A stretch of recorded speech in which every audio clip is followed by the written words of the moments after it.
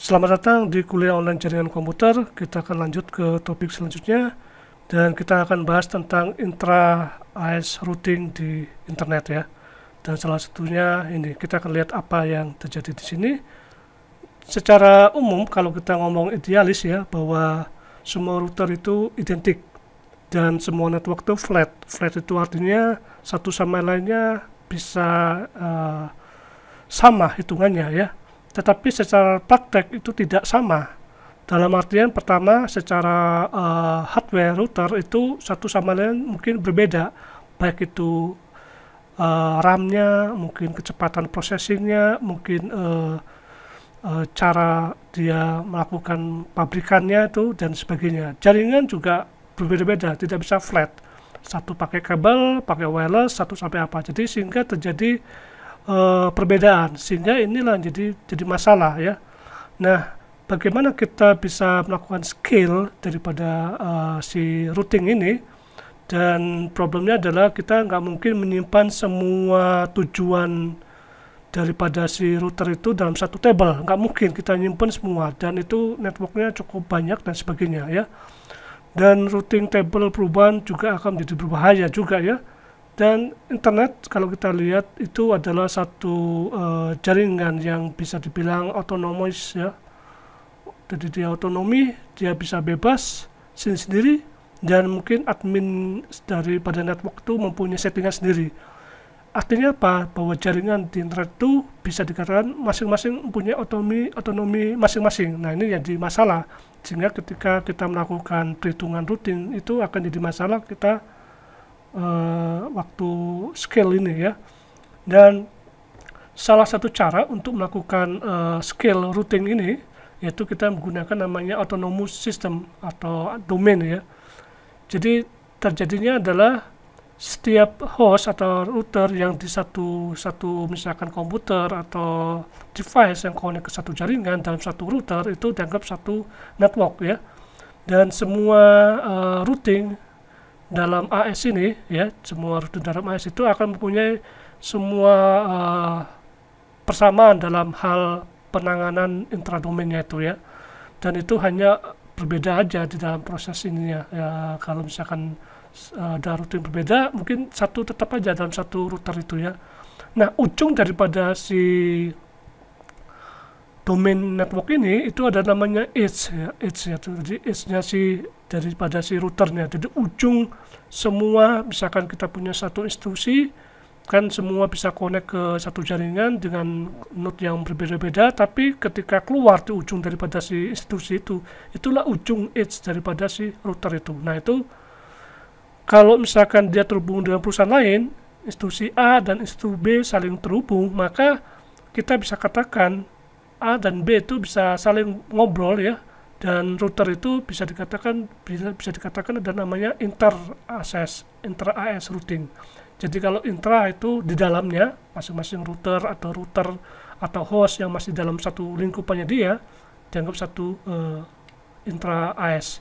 Tapi ketika satu sama lainnya institusi saling ngobrol dan saling terjadi pertukaran data, maka itu diperlukan namanya inter AES routing ya.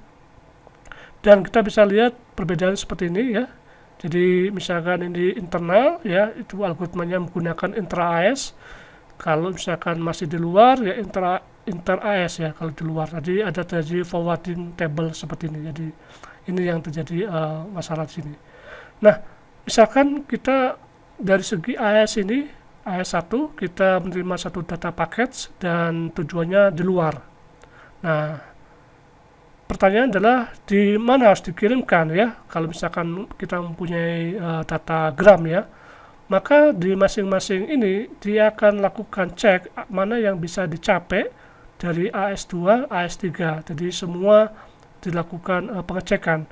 Dan di dalam intra AES ini, maka dia akan ngasih tahu ke beberapa router sekitarnya mana yang bisa terhubung. Nah, ini adalah kerjaan di sini ya. Nah, nanti bisa kita lihat bahwa AES3 ini terhubung di 1C dan ini AES2 adalah 1B. Nah, ini yang dia akan propagate melalui router ini yang memang pintu edge-nya daripada si ini ya, ini yang bekerjaan di sini. Nah, interrouting ini kadang-kalanya bisa dikatakan sebagai interior gateway protokol, yaitu ada IGP. Jadi ini skupnya lebih besar lagi, jadi mungkin beberapa domain yang digabungkan ya. Nah, dalam hal yang umum di dalam intra-AES routing protocol itu ada namanya RIP ya, routing informasi protokol, kemudian OSPF yaitu open shortest path first ya. Jadi ini seperti itu, dan ada juga interior gateway routing protocol ya. Ini propertinya si Cisco, jadi Cisco mempublish menggunakan IGRP ya, ini yang bagian di sana. Oke, kita lihat di open shortest path first ya, OSPF ini adalah public available ya, dan algoritmanya itu menggunakan link state. Ingat, masih link state yang topik sebelumnya.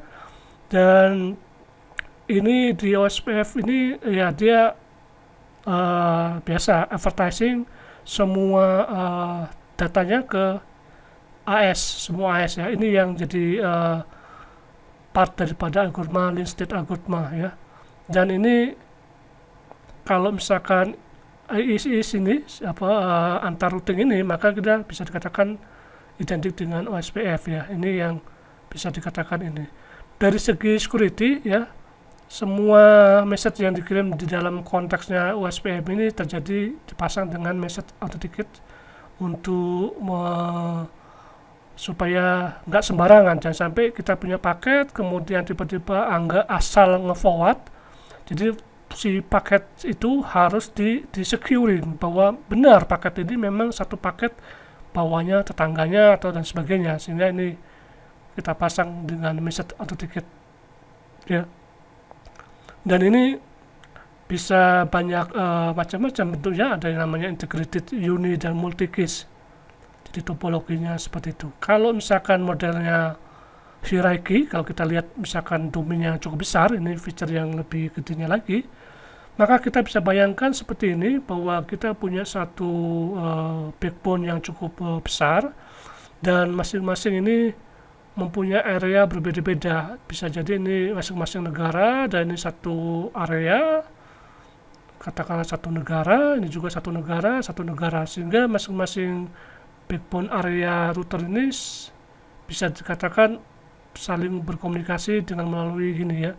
Jadi bayangkan dari area satu, area kedua mau berkomunikasi ya, maka dia lari ke atas sampai dia dapatkan routing di atasnya sendiri, sehingga dia tahu bahwa posisinya ada di situ ya. Bisa jadi seperti itu. Jadi misalkan dipasang server atau web server, mungkin di sini ada kliennya. Nah, ini diperlukan routing yang cukup handal, yang kita bisa lihat menggunakan hierarchy OSPF ini ya.